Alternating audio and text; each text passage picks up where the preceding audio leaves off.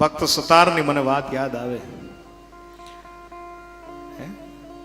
સતાર આટા મારતા હતા અને એમાં પ્રેમદાસ બાપાનો ભેટો થઈ ગયો ને પ્રેમદાસ બાપાએ કીધું કે એલા તારું નામ શું? ત્યારે કીધું કે બાપુ મારું નામ સતાર છે. સાહેબ ઉપદેશ જુઓ કેમ અપાય.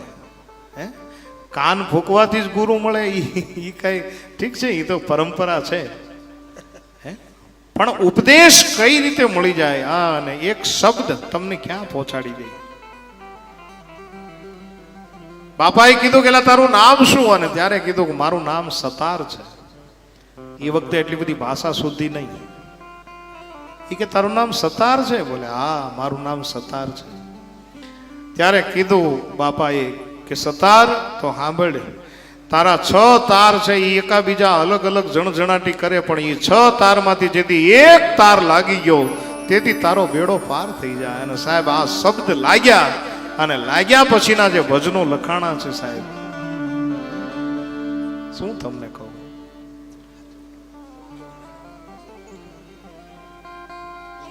આ કોણ કરી શકે?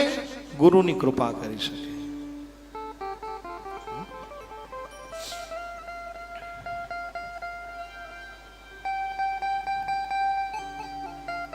અને સદગુરુની કૃપા જો થાય તો જ મેરે ભાઈ બહેન જીવન ધન્ય બને. યાદ રાખવું, સદગુરુ ખેવનહાર છે. આ ભવસાગરમાં પાર જો થવું હશે તો મેરે ભાઈ બહેન સદગુરુ જોશે, જોશે અને જોશે જ. આપણા ભજનમાં લખ્યું કે નુગરાનું તો મોઢું ન જોવું કોઈ દી. જે નુગરા હોય એનું મોઢું જોવાની શું કામ? નુગરા નક્કી નરકે લઈ જાય. નુગરાનો સંગ કરો ને એ તમને નરક ભેગા કરે. આ અને ગુરુમુખી જનનો સંગ કરો સાહેબ, ગુરુમુખીનો સંગ કરો તો ઈ શું કરે? બોલે ઈ ભવસાગર પાર કરાવી દે છે. તમને સમજાય એવી ભાષાના દાખલા આપું કે એક ખીલીને દરિયામાં નાખી દો શું થાય? જવાબ આપો. લોખંડની એક ખીલી દરિયાની અંદર નાખી દો શું થાય? ડૂબી જાય. પણ ઈ લોખંડની ખીલીને આપણે દરિયાના આ કાંઠેથી આ કાંઠે પોગાડી દેવી છે તો શું કરવું? તો સામાન્ય વાત છે. ઈ ખીલીને કોક લાકડાની હોડીની અંદર જડી દો